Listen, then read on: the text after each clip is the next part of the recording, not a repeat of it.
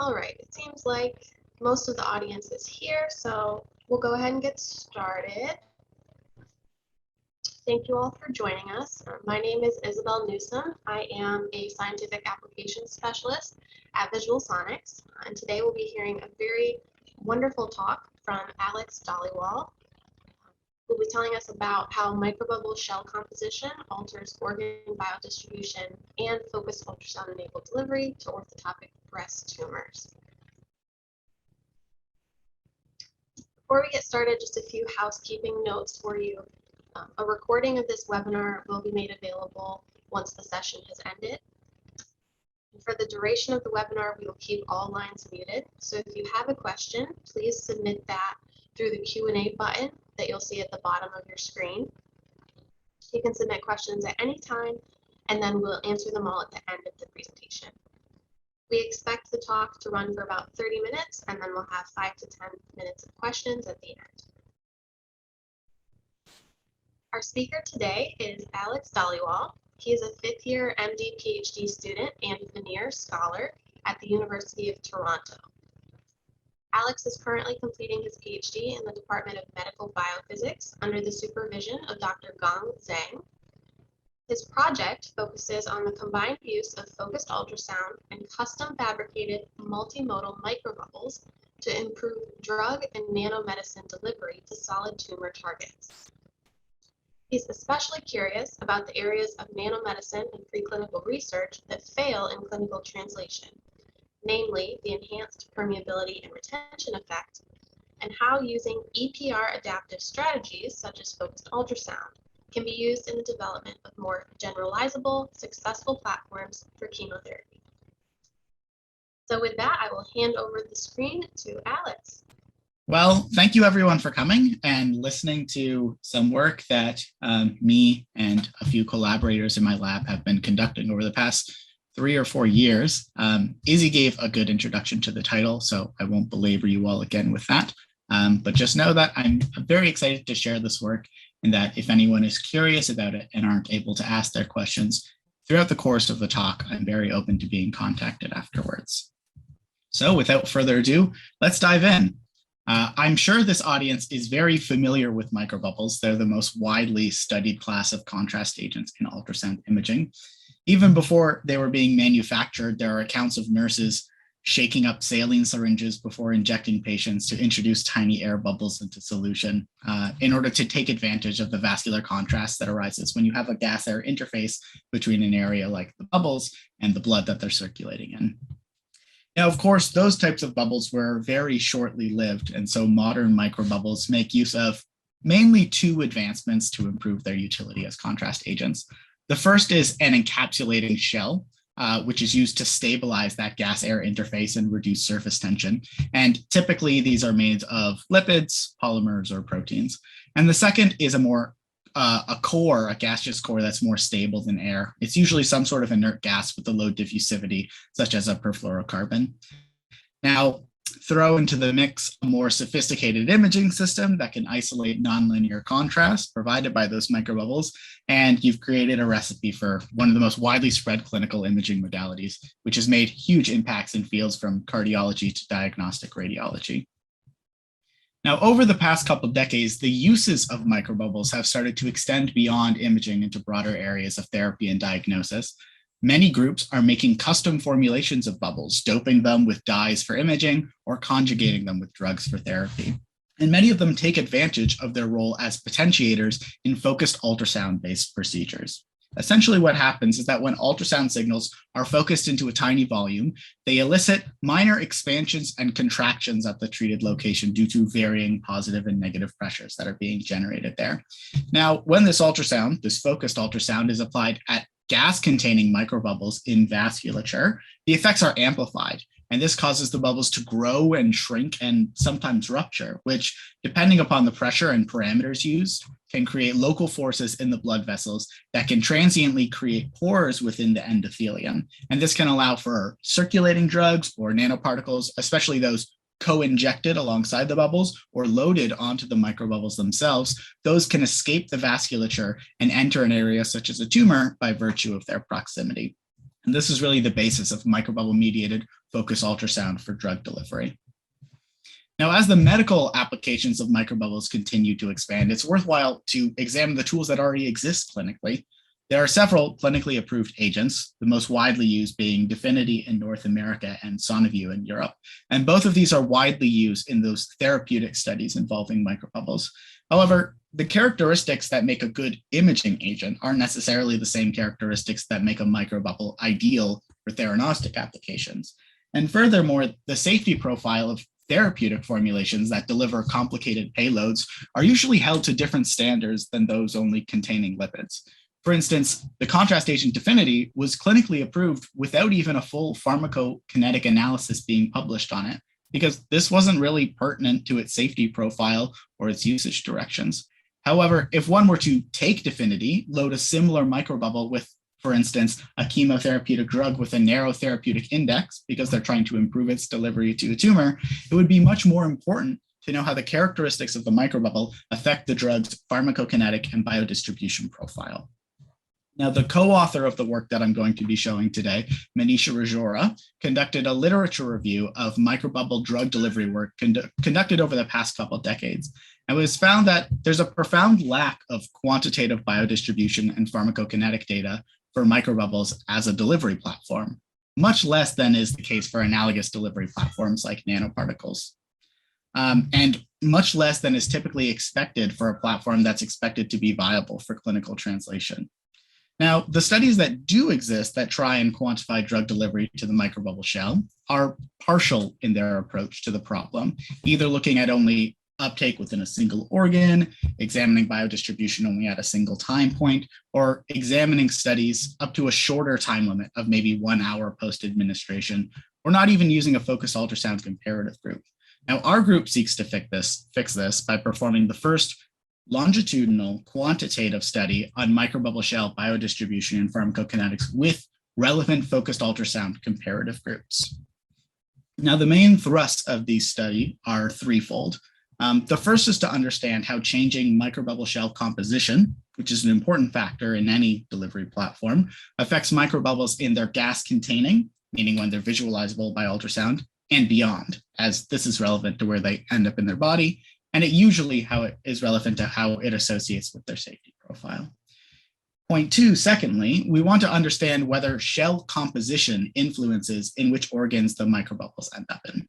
And then finally, we want to test the ability for microbubbles of varying compositions to be deposited in an orthotopic immunocompetent tumor site, for which we've chosen a 41 murine model of breast cancer using focused ultrasound. So let's dive in.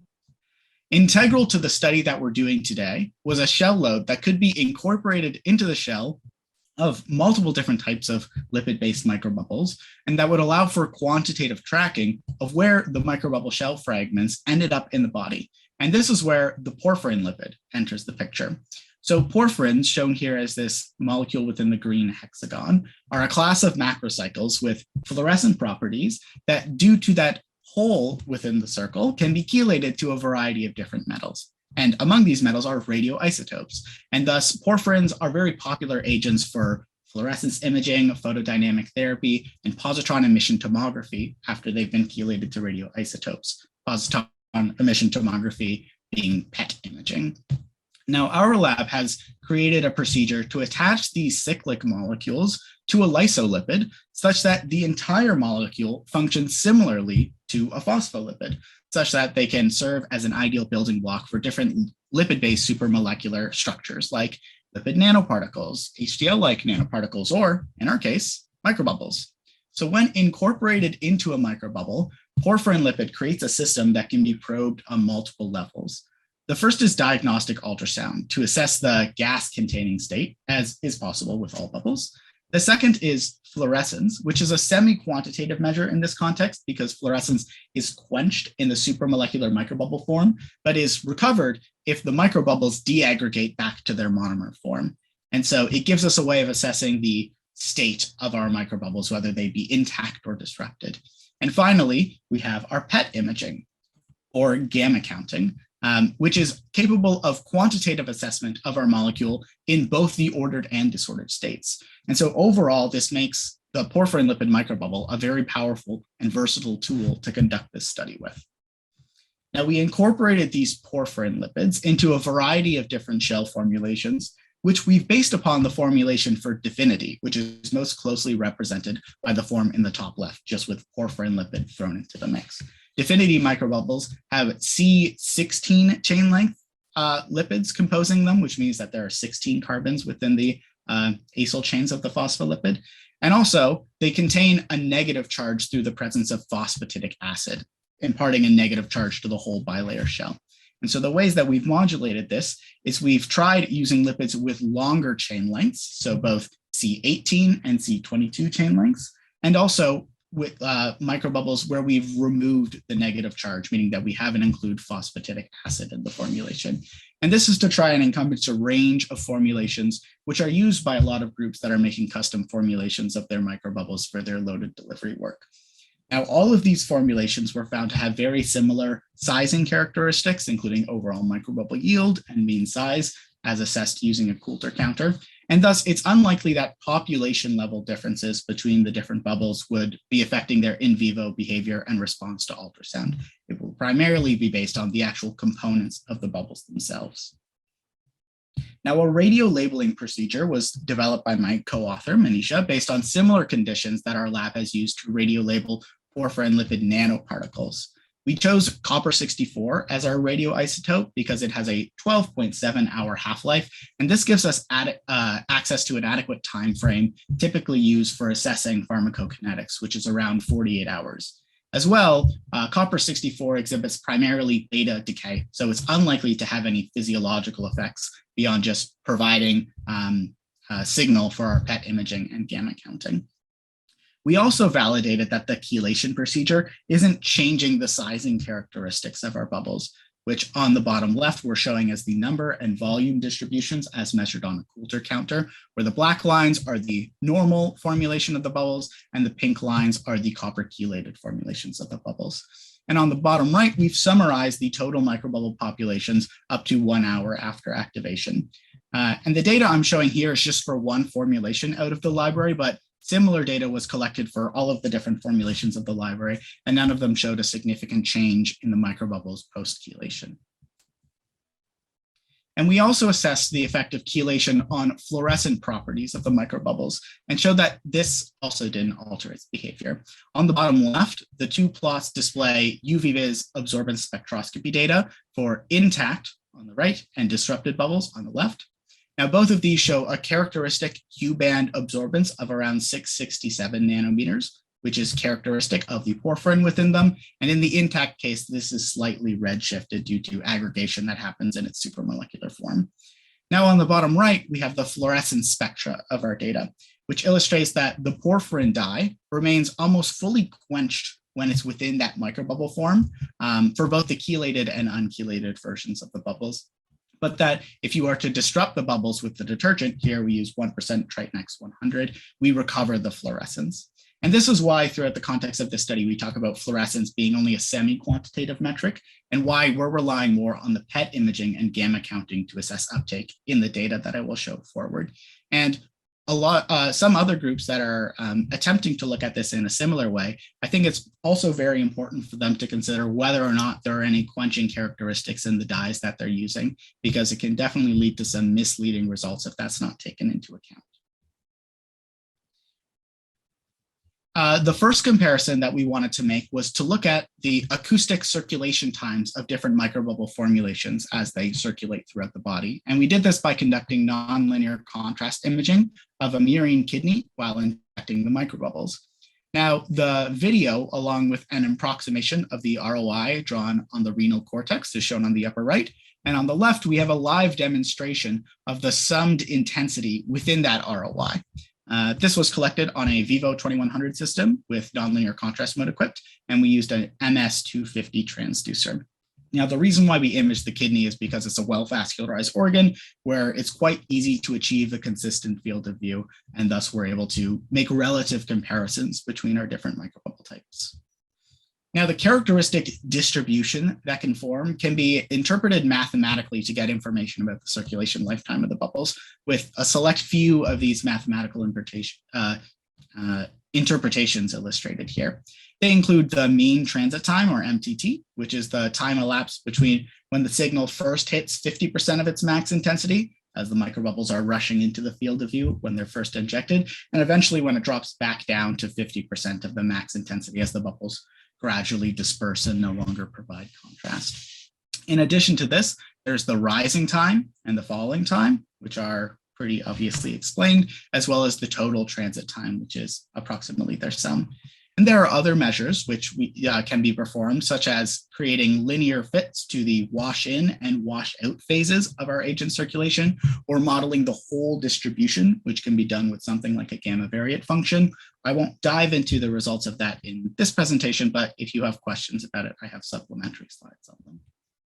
Now here we've included some representative metrics for 4 of our different microbubble types, and on the right, some of the extracted values. Now we can see that between our different microbubble types, they all have similar mean transit times. And this is the values that we're getting here are similar to other groups formulating drug-loaded microbubbles.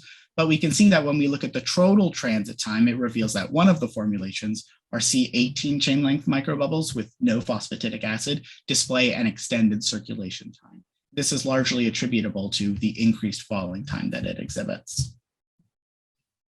Now that acoustic circulation data is complemented well by utilizing and examining how long the shell fragments remain in circulation. Now, this technique is seldom done for microbubbles because it doesn't usually matter what happens to a normal contrast-giving bubble after its gas is dispersed or after it's no longer, high enough in concentration to provide imaging contrast. However, the progeny of those bubbles, what happens to those fragments, they're continuing to circulate in some form or another. And by doing serial blood collection across 48 hours for our radio-labeled microbubbles, we can better understand how long these lipid components, and by proxy, anything that you are loading into those bubbles, remain in the bloodstream. Now, this was achieved by performing gamma counting on the collected blood samples to quantify the residual radioactivity from the copper-64 chelated to the porphyrin lipid. Then once such a time series was constructed, we can perform different fits to test to see what is best to model this change over time. And when we did this for 5 of our different microbubble formulations, we see that they're all best fit by a 2-phase exponential decay. And when you have a 2-phase exponential decay, you can extract 2 types of half-lives, one which maps to the early point of the microbubble's elimination and one which maps to the slower point. And this is represented here as the fast and the slow half-lives. Now, this multi-component mechanism of immolation is very common for a number of different materials that circulate through the body. And we can see here that the values that we're getting for our different microbubbles are relatively similar to one another. The fast half-lives are around 30 minutes, whereas the slow half-lives are between 5 and 10 hours. Now, when we think back to our acoustic half-lives and compare this, those were just a few minutes. And this is incredibly important pharmacokinetic information to know, because it shows that you can't just base what is happening to your bubbles based on how long you're seeing them on ultrasound, because it doesn't imply that they're still not circulating and thus capable of passive or active uptake throughout the body for hours following their injection. And one could imagine the stage that's happening over hours is likely to even have a larger impact than the gas-containing stage, which is happening over a much shorter period. Now, while those pharmacokinetic experiments, both the acoustic and blood clearance ones, were performed on healthy mice, our primary biodistribution and focused ultrasound experiments were conducted in bulb C mice bearing orthotopic 41 breast tumors. Now, this is a murine triple-negative breast cancer cell line that is orthotopic, meaning it's at the site where that cancer would typically grow. It's not just subcutaneously inoculated along the mouse flank. And it also recapitulates many of the histological and vascular characteristics of an aggressive breast cancer, including the fact that it's highly vascularized, which is very important when your delivery is dependent upon microbubbles circulating into that area. It's also grown in a more immunocompetent strain of mouse in comparison to subcutaneous models, which often have to be grown in more immunosuppressed nude mouse strains. And while it's not perfect, it's approaching a more realistic representation of cancer while still allowing, reasonable experimental throughput.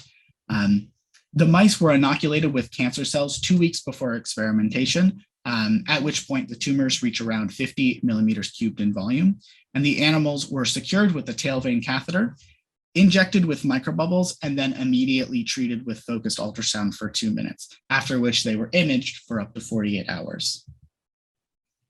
Now, we use a custom-built focused ultrasound delivery system to achieve our exposures, which I've illustrated as a schematic here.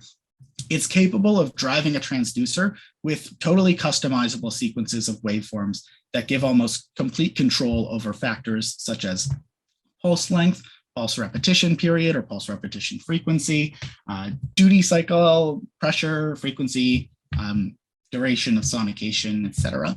Now, all of the transducers we use, including the 1 megahertz immersion transducer used for this pharmacokinetic work, were calibrated with an on to hydrophone, so we understand the voltage to pressure relationship.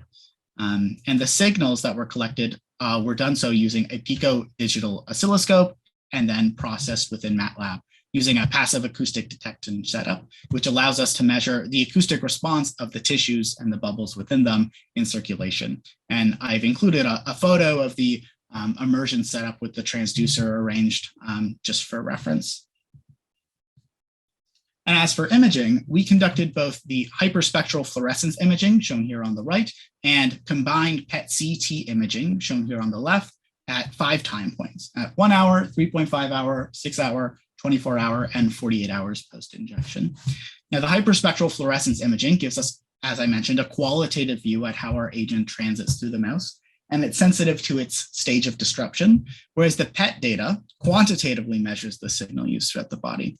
And so using the CT data as a guide, we manually contoured 3-dimensional volumes of interest for a number of different organs for all of the mice we used in the study across all of their respective time points, which is over 350 data volumes worth.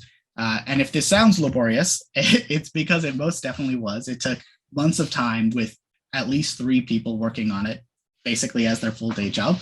But it really was the primary way to capitalize on the quantitative capabilities of our agent. And the only way to truly understand how the shell fragments of the microbubbles distribute across the tissues of the body over time.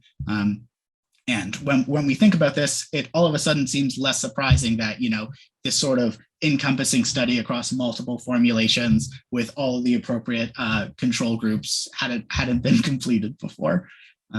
So the next few slides that I'll be showing you will be the 3D contoured volumes, the extracted signals from that data, represented as the % injected dose per cc, where cc is the unit of volume of the voxel. And this is analogous to % injected dose per gram, which is the most common way to represent uptake when looking at pharmacokinetics and biodistribution. All right, time to dive in. So on the bottom right, I have a legend that's going to be relevant for the next few slides, wherein the solid lines represent mice with ultrasound-treated tumors, and the dashed lines represent mice that didn't receive any ultrasound treatment. The light pink are C16 with phosphatidic acid, so the ones most similar to Dfinity in formulation. The burgundy purple are C18 chain-length microbubbles with phosphatidic acid. The light blue are C16 without phosphatidic acid, and the dark blue are C18 without phosphatidic acid. Now, the first 3 plots are the results from 3D contouring of the heart in the top left, the lungs in the top right, and the kidneys in the bottom left, respectively. And I've grouped them here because they all display similar dynamics in terms of how the signal, and by proxy, the microbubble shell fragments, move in and through these organs over time. All of them start at their highest point and display a gradual monotonic decrease over time. And the initial level in these organs are quite high, which makes sense as all of these organs are quite heavily perfused, and thus they likely exhibit a high signal when there's still a lot of material left in the blood. One more specific thing to note is the lungs, because historically, some microbubble researchers have claimed that the lungs are one of the primary sites to which microbubbles track. And this is based on a number of studies from decades earlier, such as the reference work that measure trace gases within microbubbles that are expelled during exhalation from the lungs. Makes sense? And conventional wisdom has translated that the lungs may be one of the final destination for remnants of microbubbles. However, this data that we're seeing here doesn't suggest that the lungs display any increased retention compared to the other organs illustrated here. Definitely not over these timeframes. Now, the monotonic decay in the heart, the lungs, and the kidneys might seem reminiscent of the blood clearance measurements that I displayed earlier. And indeed, if you match the PET-CT intensity time series to the blood clearance time series, in terms of the time points measured, you do indeed see that they're both very well fit by the same model. In this case, because we need to match the time series, we don't have the early 5 and 30-minute time points from the blood clearance in our PET-CT data. So we have to not include them when we're doing this modeling.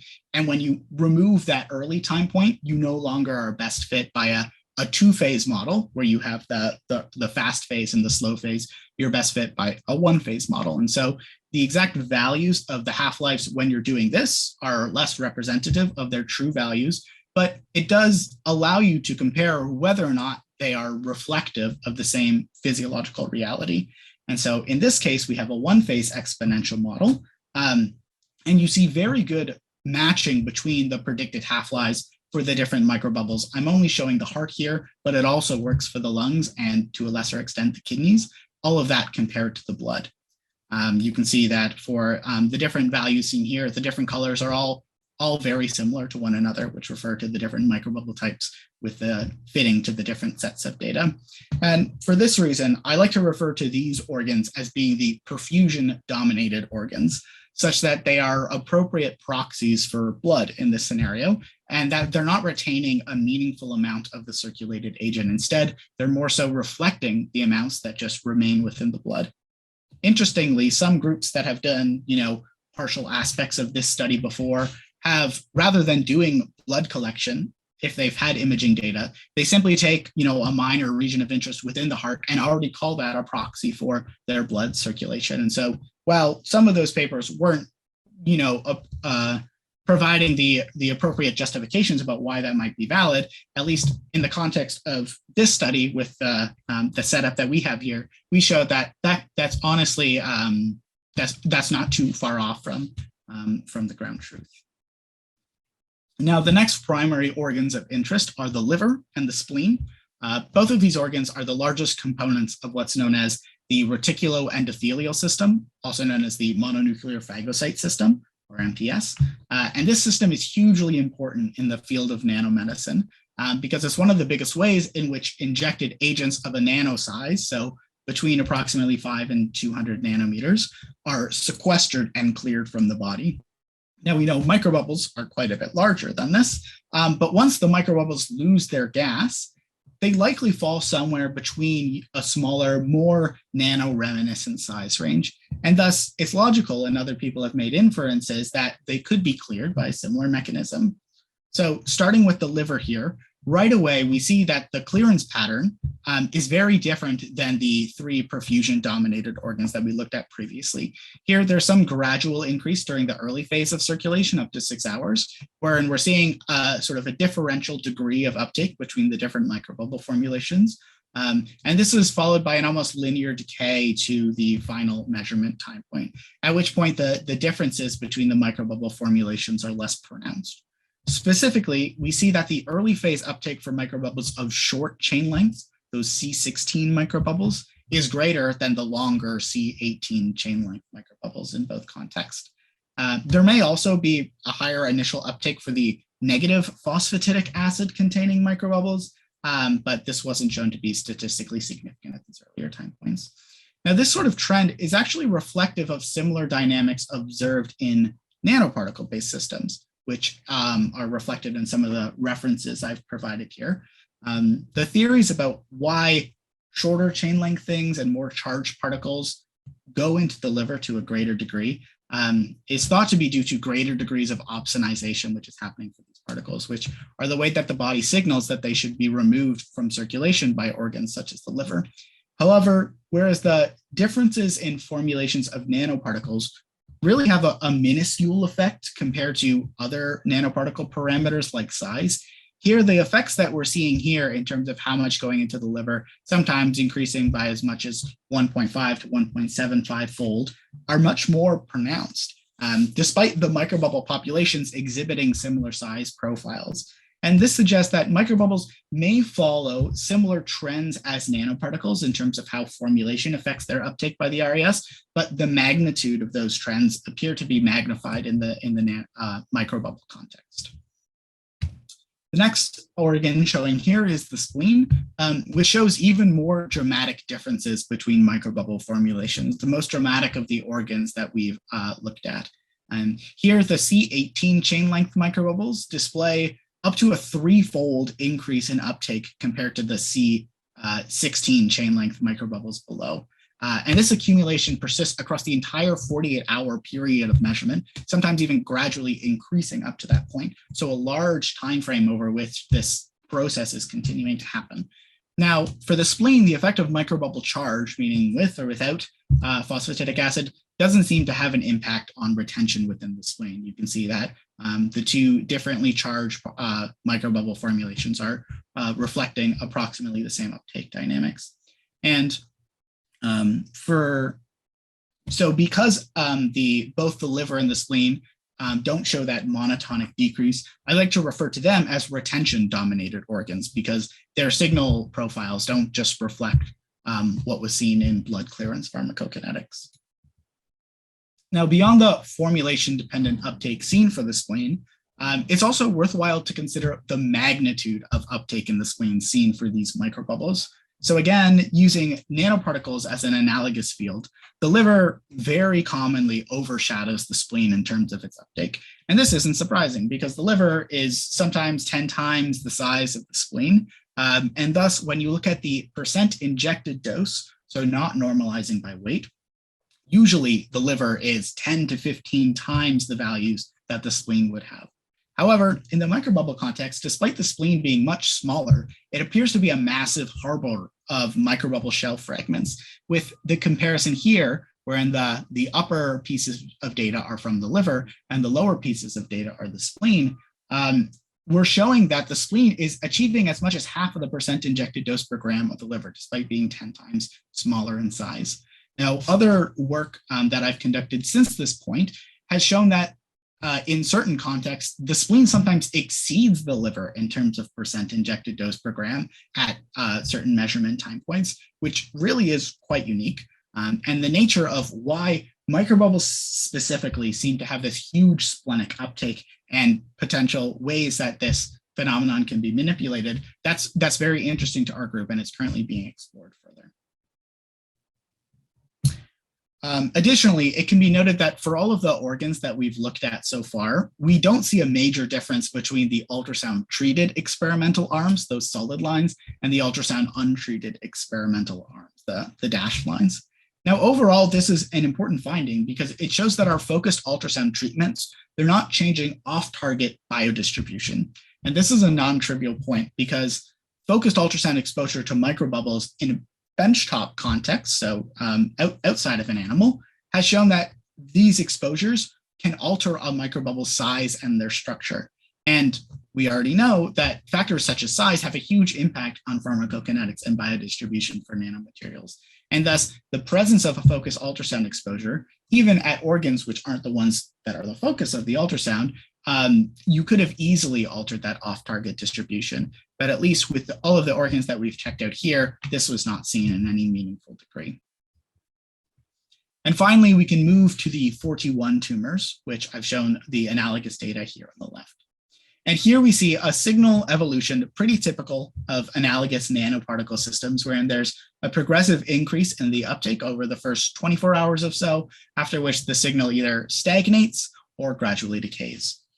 Now, interestingly, the majority of the microbubble formulations here are relatively similar to one another, achieving percent injected dose per cc of around 3 each, which is relatively modest. However, one formulation, the C18 formulation without PA, this dark blue here, in both the ultrasound treated and untreated arms, exhibit a notably larger uptake.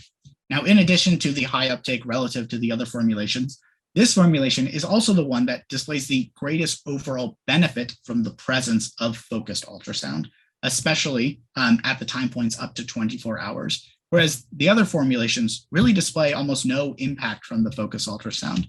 And this is also represented here on the right, where we've collapsed this time series by taking the area under the curve for them. And we can see that for the top data, that's the only one where the black markers representing the ultrasound treated groups are notably higher than the white markers representing the ultrasound untreated groups. Now, this is very interesting to note because it illustrates that groups that are intending to use a microbubble focused ultrasound mediated platform to improve delivery of cargoes loaded into the lipid shell should really consider the formulation of bubbles that they're using and perform analogous tests at these. And it also shows that simply mimicking a popular clinical brand such as Dfinity, which would relate to the pink data points here when they're creating their own loaded bubbles, isn't always the best strategy. Instead, it's important to consider, perhaps one would consider a formulation with C18 chain length lipids without a negative charge. For us, it allowed us to achieve best delivery results, although when you're examining a context like this, you can never create a totally generalizable statement like that because it's very much dependent on the context of the focused ultrasound parameters that we use and the cancer model that we employed. In addition to the data that I'm showing here, we also conducted endpoint studies wherein we compared the retained amount of porphyrin lipid in tumors and other organs at the 3.5 hour time point. And here we were comparing mice that either were perfused at the time of sacrifice or mice that were not perfused at the time of sacrifice. And we did this to assess the degree to which these results reflect agent that's actually extravasated and entered the organ, such as the tumor, and been taken up by the tissues, versus just being within the circulation at these tissue sites, which the PET data that's not something that it can separate. And in that data, we showed that the signal in the tumor and other retention-based organs didn't meaningfully change in the perfused or unperfused group, which does suggest that the agent really has been uptaken into the bulk of the tumor for this work. And if it is of interest, I can share and discuss this data more during the question period. Now, to conclude on what I went over today, the first point is that porphyrin lipid microbubbles allow for simultaneous acoustic, fluorescence, and PET-based longitudinal tracking of microbubbles of various shell compositions in both their gas-containing and gas-devoid state. Additionally, while microbubble acoustic circulation times are on the order of minutes, the shell fragments continue to circulate for hours. Perfusion-dominated organs, such as the heart, lungs, and kidneys, follow similar decay profiles as blood clearance measurements. Accumulation in retention-dominated organs, such as the liver and the spleen, are sensitive to microbubble composition. And finally, that for our case, C18 microbubbles without phosphatidic acid were the ideal composition for shell-loaded delivery of porphyrin lipid to tumors following focused ultrasound. And with that, I'd like to give a huge thanks to my lab, my supervisor, Gang Zhang, for his support. This project would not have happened without the amazing collaborative work with Manish Rajora, who we designed these experiments together. Victor Choi and Mark Zhang helped a lot with the technical aspects of performing these experiments. Carly Pello was instrumental in the design of our custom focus ultrasound delivery system. Marta Overchuk, Jenny Liu, and Miffy Chang were very helpful during the extremely long experimental days wherein we had our delivery of radioactive materials and had to do our imaging. Often they persisted over 24 hours. It's not the kind of study that one can do in isolation. And additionally, our research associate, Dr. Juan Chen, for all of her help with informing how we framed the story. And additionally, funding agencies, the Vanier Scholarship, and a few others that allowed for this work to happen. And with that, that's my whole shtick. Thank you all for listening. Right. Thank you very much, Alex, for that wonderful presentation.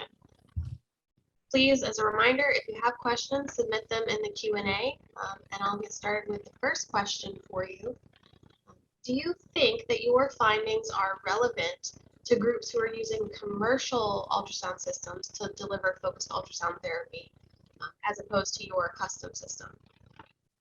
That is a good question. So one of the important things to note with commercial ultrasound systems is it's very key to have the information about exactly the parameters of the ultrasound that's being provided by those systems. And so understanding the relationship between if your clinical ultrasound system is has some sort of burst mode that it's doing at some sort of elevated power, understanding what pressure that translates to, understanding the duty cycle or the pulse lengths that are being provided there. All of those notes are going to have a very important impact on the actual exposure to the tumor, and as influenced by that, the response of the microbubbles. I definitely think that this work is relevant to those using clinical ultrasound systems, if only it causes them to, think twice about why they're constructing their microbubble formulations in a certain way. And if they are concerned about any sorts of toxicity or uptake in peripheral organs, to recognize that their microbubble formulation is going to have a meaningful impact on that. Thank you. A follow-up to that question is, could you mention what ultrasound parameters you were using for your focused ultrasound, frequency, pressure, etc.? Sure. I'll quickly hop back to the slide where I'm showing my system because I quickly quoted them here. We're using 1 megahertz. So definitely lower than what a lot of clinical systems are capable of, but it allows you to get more depth penetration and higher pressure. We're using 300 kilopascals as our pressure, a 10 millisecond period with a 1 hertz pulse repetition frequency. So 10 milliseconds occurring every second for a total duration of 2 minutes. And now 300 kilopascals is relatively low as far as some pressures that other groups are using. Some of them are going into the megapascal range.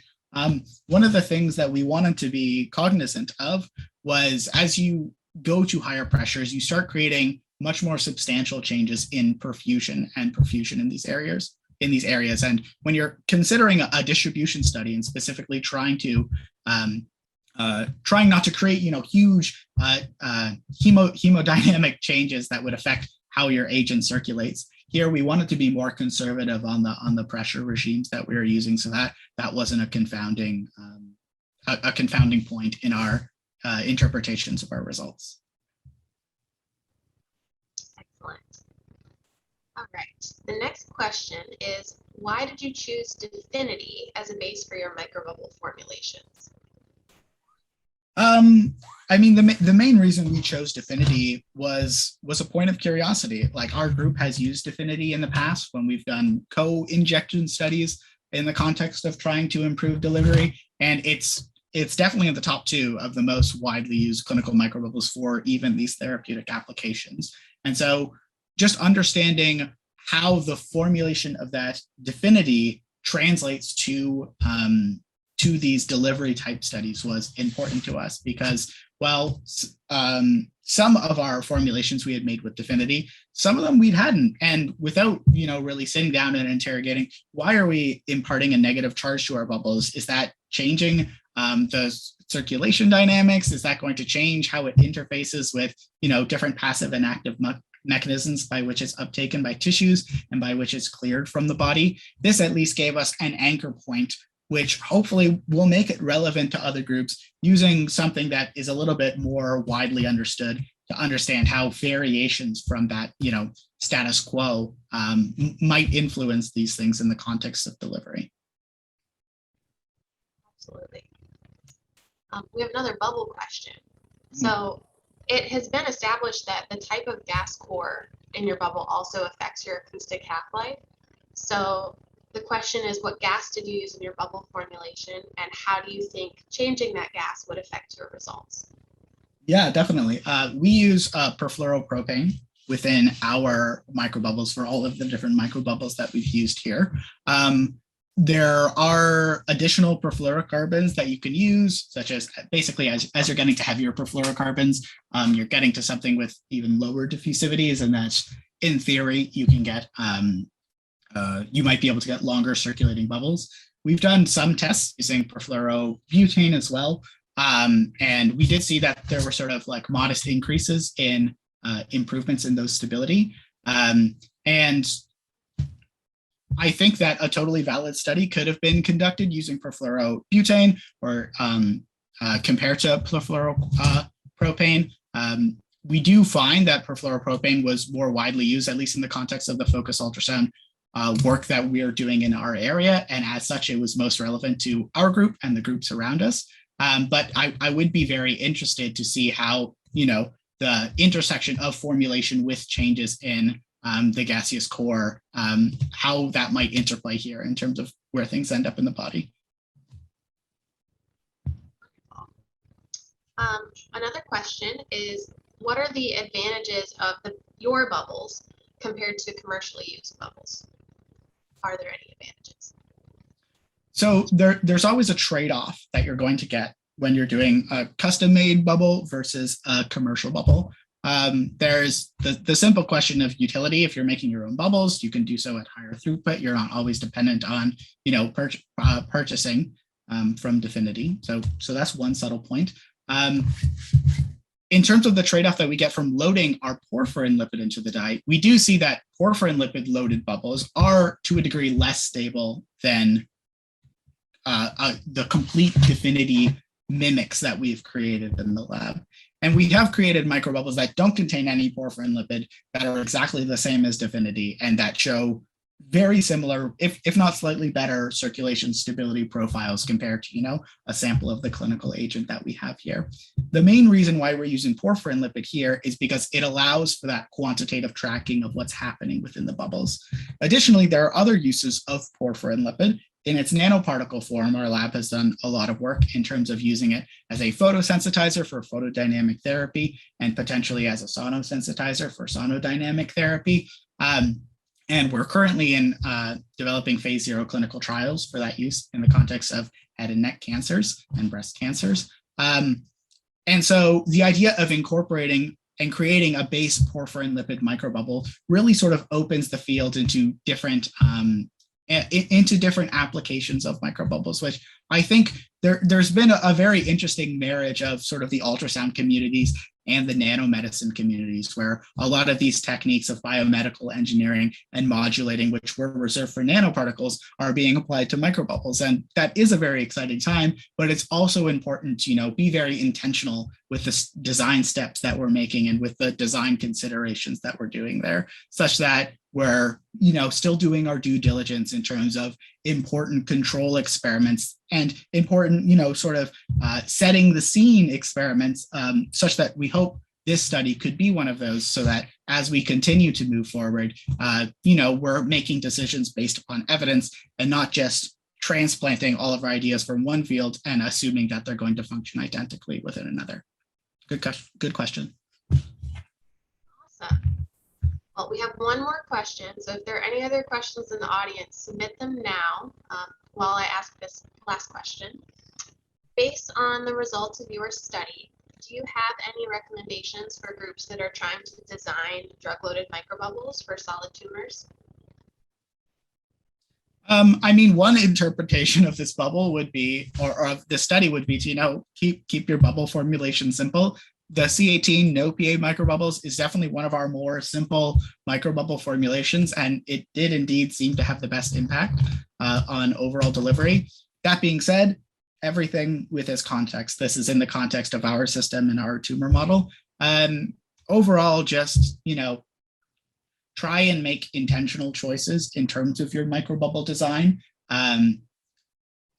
It's natural that not every group is going to go to this lengths where you're performing full optimizations on every aspect of your formulation and your ultrasound treatment system. That's just not realistic. But consulting relevant aspects of the literature and really just sort of trying to make intentional design choices with what you're loading into your bubbles and how that might affect not just uptake at your tumor site, but also uptake throughout the body. And the potential consequences of that. Wonderful. Well, thank you so much for answering those questions, Alex. Thank you so much for attending this webinar. hosted by Fujifilm Visual Sonics. Please feel free to reach out to Alex if there are any questions you had that weren't answered. This will be recorded, as we said, and the recording will be posted on our website, so please feel free to look that up. Feel free to reach out to us at any time through the support forms on our website, visualsonics.com, and you can find us on pretty much every social media outlet if you'd like to interact with us there. So thank you all very much for attending. Goodbye. Thank you, everyone.